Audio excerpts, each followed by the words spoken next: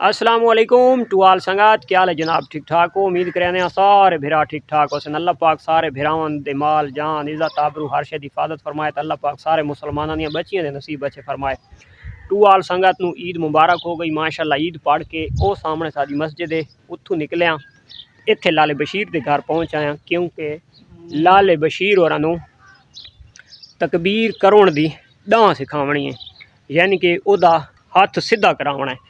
तो इंशाअल्लाह अज तकबीर दी डां लाले बशीर नूं सिखाते पे, ताकि वह जो जख है तकबीर हर मुसलमान कर सकता है। गढ़ का ही पता होंगे भाई खब्बे हथ के गलगोटू वाली गढ़ रखो तो तकबीर ओके थी है, सही थी है। उसके बावजूद भी जाखा होंदा है इंसान का, तो वह जाखा लवावना उस्ताद मुख्तसार गल है लाजमी होना चाहिए। मैं नहीं कहनू ही नपो उस्ताद होना चाहिए।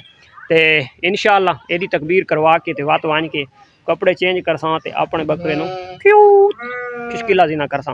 लाले बशीर होरां दा एक ये दमानी है, दमानी शीप, तो एक बकरा है, एक अज करे सुन तो एक कल करे सुन। तो इन्हां दी बस हुण पता नहीं कहना नंबर है, इसका नंबर है जो बकरे का नंबर है, अज एदा नंबर है। इस शहजादे का टाइम आ गया है, लाले बशीर की कुर्बानी है। तो बस जवान और छुरियां चावन गए तो वत इसका काम इंशाअल्लाह 5 मिनटां दे अंदर अंदर हो वैंदा है माशाअल्लाह जी। ये अपना शहजादा है, अपनी कुर्बानी का अल्हम्दुलिल्लाह। तो ये माशाअल्लाह अपने घर का है, आप घर दे विच ये संभा है। ओए शहजादा ओए ना मारे तो अल्हम्दुलिल्लाह माशाअल्लाह। तो अल्लाह दी ज़ात कबूल फरमाए।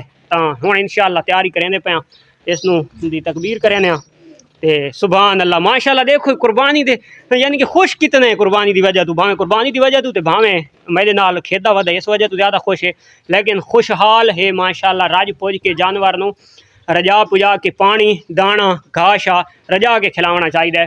तो ये माशाअल्लाह अल्लाह की ज़ात कबूल करे। सेकंड टाइम हो गया सुबह वेले जनाब गोश्त बना ते खा ते जानवरों पा ते इधे भाई तो उधे भाई। तो सेकंड टाइम वत भी है जनाब सारी डिप्टी, यानी कि हार्ड वर्क इस ईद डे।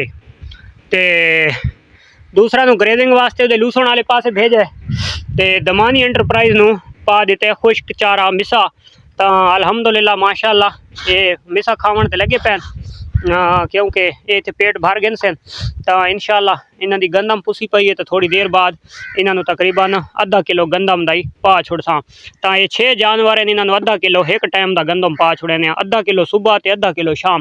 तो अगर ये जानवर एक महीना साढ़े को पहले आवड़ते, एक महीना अगर इन्हां नाल असां मेहनत करा चाहते, इन्हां दा कम उस कम फी जानवर का उक्का ही घट है तो 5 to 6 किलो 7 किलो इन्हां दा वजन जड़ा आई ना वो वध वजना आई। मैक्सीमम कम से कम वजन की गल करना पाया, क्योंकि ये जी ब्रीड है तो ये चारे दी ओका ऐसी ना मकड़ी है, जिमें एक मकड़ी नहीं होंगी भाई हर शे जिस हद अगू आ वजे दबी दुबी वहदी रगड़ी रुगड़ी वहदी है। तो ये इं समझ मकड़ी है। तो इन्होंने हम खुश्क चारा पाए शाम टाइम वाला सेकंड टाइम वाला। तो ये मारखोर खलोता है, मारखोर बच्चा नाल भिड़दा ही बड़ा है, तो बड़ा शरारती मारखोर है। तो इन्होंने जनाब पानी भी भर छोड़ा 2 डब्बे इतने इन्होंने सब्ज चारा पाया आई, यानी कि तकरीबन 4 बजे सब्ज चारा पाया आई। तो सब्ज चारे तो बाद हुण पा दिता है इन्होंने खुश्क चारा।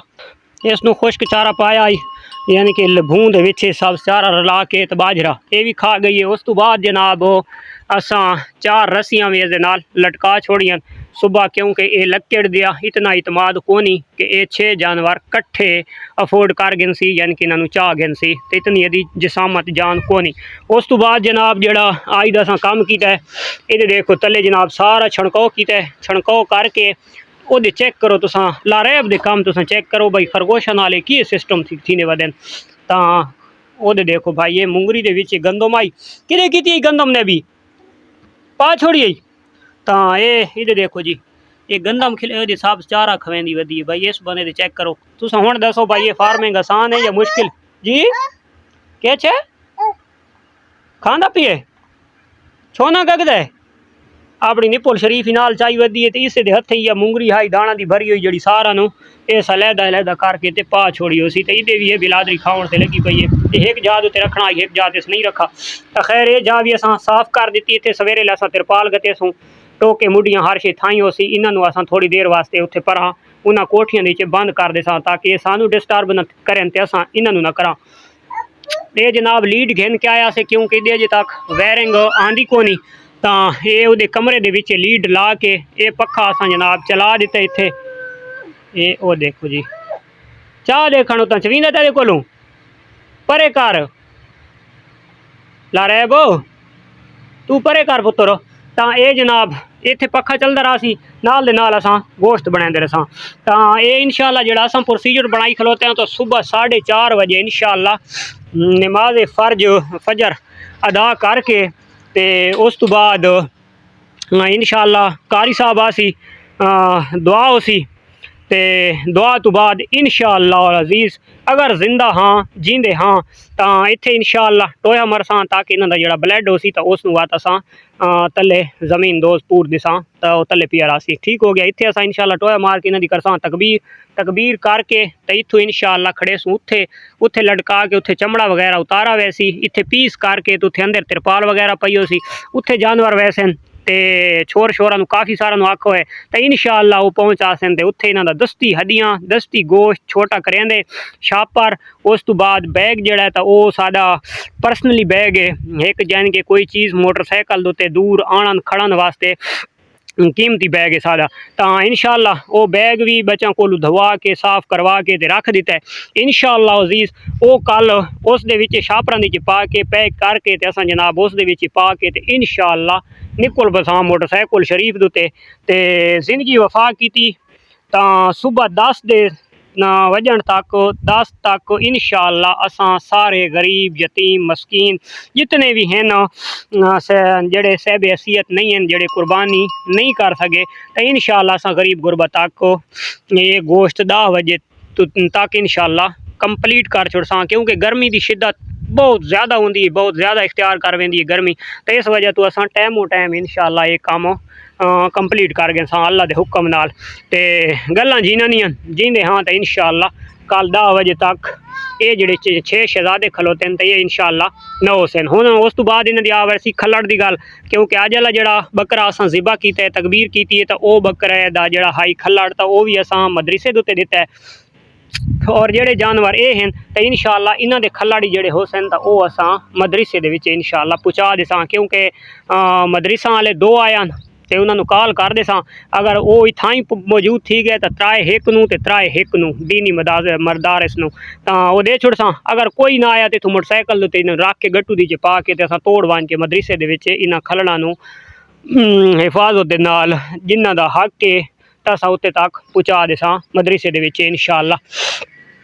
ते ईद होवे चाहे बकरा ईद होवे चाहे खुशी होवे चाहे गमी होवे तो गोट फार्मिंग या शीप फार्मिंग तो इसकी डिप्टी लाजमी है, बशर्ते है यानी कि 1 घंटे डेढ़ दी सुबह घंटा खांदी शाम, ये घंटा दी डिप्टी जड़ी है तो ये है यानी कि स्टाल फीड वास्ते तुहाडे कोल स्टाल फीड सब्ज़ चारा होवे तो खैर है, जो खुश्क चारा होवे तो वत भी खैर है। मेन मकसद है कि इन्हां दा पावना लाजमी है, इन्हां दा यानी कि पेट जानवरां दा अच्छी तरह भर वने, उहदी बिलादरी दी तुसां बाहर निकलनियां दे अगे नो तो ये लाजमी करना है। तो सुबह ले असां यार कीता है कि सवेरे सवेरे आज जनाब असां अज भी 4:30 बजे इंशाअल्लाह सुबह की नमाज असां पढ़ छोड़ी आई और उस तो बाद असां ऑन डिप्टी थी गया से इन्हां नूं चारे वगैरह पा के तैयारी श्यारी करके 6:45 तो सादे मस्जिद दे विच थी है खुतबा जनाब ईद नमाज अदा की है।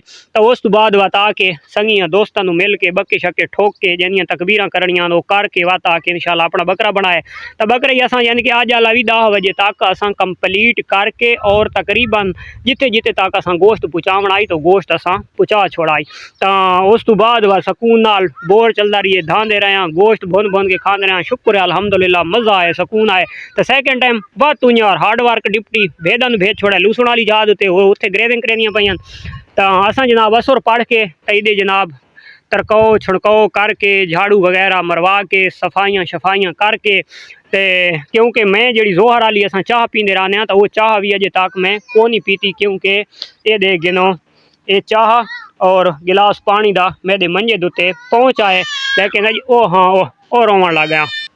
यानी कि इतनी जल्दी दी चौका भाजड़ाज लगी वधी आई कि असां जोहर दी टाइम भी हुण असर दी नमाज तो बाद सूरज गरूब थी वण ते आ गए तो हुण वधे पीने, क्योंकि अज जनाब बुखार भी सुबह सुबह वाले बड़ा इतना थी गया जो कबे तहाशा मैदे दी लटरम बटरम गड़बड़ थी गई, सर्दी लग गई सवेरे सवेरे सा। ते डॉक्टर ते गया, अल्लाह की ते एक अदा डैकलो ठुकवाया ते शुक्र है अल्हम्दुलिल्लाह कोई सेहत अपनी ठीक थी गई है। ते इंशाअल्लाह सुबह वाली दिहाड़ सादी यानी कि फुल हार्ड वर्क दी और इंशाअल्लाह अस जल्द अस जल्द इसनू कंप्लीट करसा ते अल्लाह दे पासों इंशाअल्लाह खैर होवे। तो मिलदे हैं इंशाअल्लाह नेक्स्ट वीडियो, तब तक देओ इजाज़त, अल्लाह हाफिज़, खुदा फमान दी।